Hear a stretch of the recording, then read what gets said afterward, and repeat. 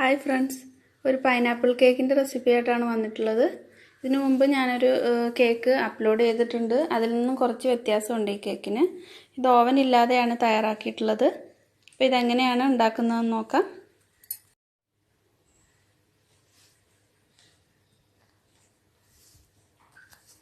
ഇതിനു വേണ്ടിയിട്ട് ആദ്യം നമ്മൾ കേക്ക് ഉണ്ടാക്കുന്ന ആ പാൻ ഒന്ന് ഗ്രീസ് ചെയ്തിട്ട് ഒരു ബട്ടർ പേപ്പർ ഇട്ട് വയ്ക്കണം. ഒരു 8 ഇഞ്ചിൻ്റെ കേക്ക് ടിന്നാണ് എടുത്തിട്ടുള്ളത്.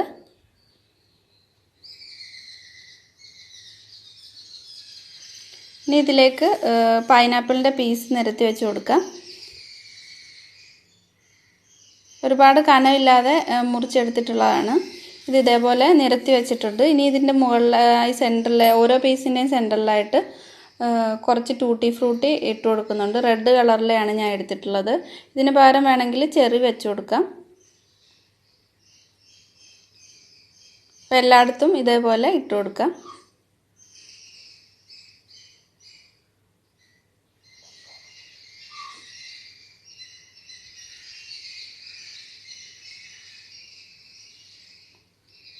ഇനി ഇതിലേക്ക് പഞ്ചസാര ഒന്ന് ക്യാരമൽ ചെയ്യുന്നതിന് വേണ്ടിയിട്ട് ഞാൻ 1/2 കപ്പോളം പഞ്ചസാര എടുത്തിട്ടുണ്ട്. ഒരു നോൺ സ്റ്റിക്കിൻ്റെ പാനിലേക്ക് ഇട്ട് കൊടുക്കാം.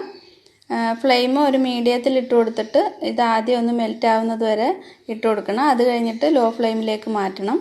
ഇതിലേക്ക് 1 ടേബിൾ സ്പൂൺ ബട്ടർ കൂടി ചേർക്കുന്നുണ്ട്.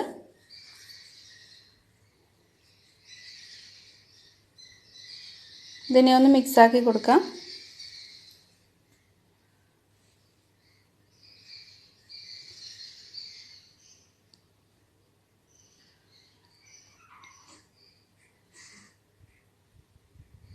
പഞ്ചസാരയൊക്കെ മെൽറ്റായി തുടങ്ങിയിട്ടുണ്ട്. ഇതിനി ഒരു നല്ലൊരു ബ്രൗൺ കളർ ആകുന്നത് വരെ ലോ ഫ്ലെയിമിലിടാം. അത് കഴിഞ്ഞിട്ട് ഫ്ലെയിം ഓഫ് ചെയ്തിട്ട് നേരത്തെ വെച്ചിട്ടുള്ള പൈനാപ്പിളിൻ്റെ പീസ് നിരത്തിയിട്ടുള്ളതിൻ്റെ മുകളിലേക്ക് ഒഴിച്ചു കൊടുക്കാം. ചൂടോടെ തന്നെ ഒഴിച്ചു കൊടുക്കണം. എന്നിട്ട് ഇതൊന്ന് ചുറ്റി കൊടുക്കാം.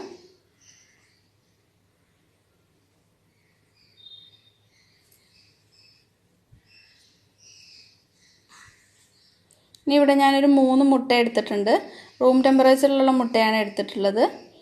ഇതിലേക്ക് ഒരു 1/4 ടീസ്പൂൺ ഉപ്പ് ചേർക്കാം. ഇതിനി ഹൈ സ്പീഡിലിട്ടിട്ട് നന്നായിട്ട് ബീറ്റ് ചെയ്തെടുക്കണം. ഞാനിവിടെ 1 കപ്പ് പഞ്ചസാര പൊടിച്ചതാണ് എടുത്തിട്ടുള്ളത്. ഇത് ബീറ്റ് ചെയ്തുകൊണ്ടിരിക്കുമ്പം അതുകൂടി 2-3 പ്രാവശ്യമായിട്ട് ചേർത്ത് കൊടുക്കാം. പൊടിച്ച് കഴിഞ്ഞിട്ടാണ് 1 കപ്പ് എടുത്തിട്ടുള്ളത്. ചെറിയ തരിയുള്ള പഞ്ചസാരയാണെങ്കിൽ അത് പഞ്ചസാരയായിട്ട് തന്നെ ചേർക്കാം, പൊടിക്കേണ്ട ആവശ്യമില്ല.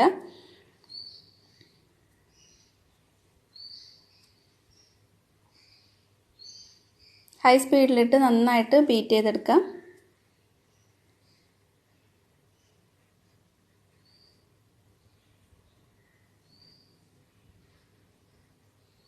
ഇനി ഇതിലേക്ക് പൈനാപ്പിൾ എസൻസ് ചേർക്കുന്നുണ്ട്.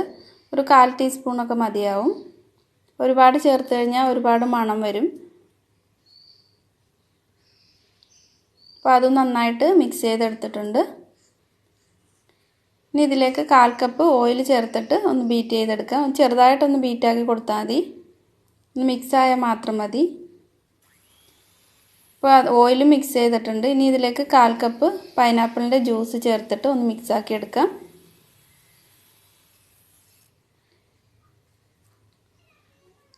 ഒരു ബൗളിലേക്ക് 1 കപ്പ് മൈദ ഇട്ട് കൊടുക്കാം.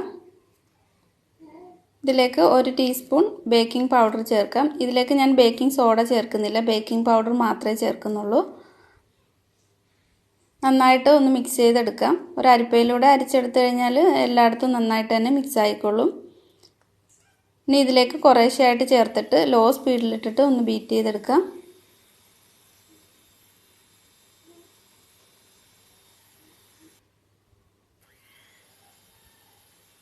മൊത്തത്തിൽ ഇട്ട് കൊടുക്കേണ്ട ആവശ്യമില്ല, അപ്പോൾ ഒരുപാട് കട്ടയുണ്ടാവും.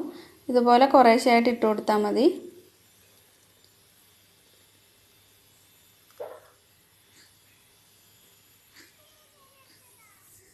ഇതെല്ലാം മിക്സ് ചെയ്തെടുത്തിട്ടുണ്ട്.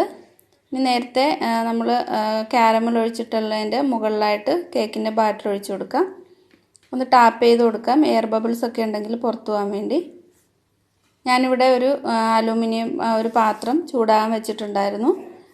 ഒരു ഹൈ മീഡിയം ഫ്ലെയിമിലിട്ടിട്ട് ഒരു 5 മുതൽ 10 മിനിറ്റ് വരെ പ്രീഹീറ്റ് ആവാൻ വേണ്ടി വെക്കുക. അതിനുശേഷം ഇതിലേക്ക് വെച്ചിട്ട് ബേക്ക് ചെയ്തെടുക്കാം.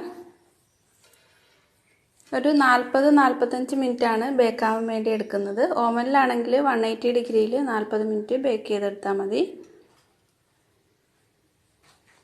അപ്പോൾ ഇത് 40 മിനിറ്റ് കഴിഞ്ഞിട്ടുണ്ട്. ഒന്ന് ചെക്ക് ചെയ്ത് നോക്കാം. ഒരു സ്ക്യൂവറോ അല്ലെങ്കിൽ ഒരു ടൂത്ത് പിക്കോ വെച്ചിട്ട് ഒന്ന് ചെക്ക് ചെയ്ത് നോക്കാം. അപ്പോൾ ഇത് ക്ലീൻ ആയിട്ടാണ് വന്നിട്ടുള്ളത്. കേക്ക് ബേക്ക് ആയിട്ടുണ്ട്. ചൂട് പോകാൻ വേണ്ടി വെക്കാം. കുറച്ചൊന്ന് ചൂട് പോകുമ്പോൾ ഇതൊരു പ്ലേറ്റിലേക്ക് കമിഴ്ത്തിയിടാം. നല്ല സോഫ്റ്റ് ആയിട്ടുള്ള കേക്കാണ്.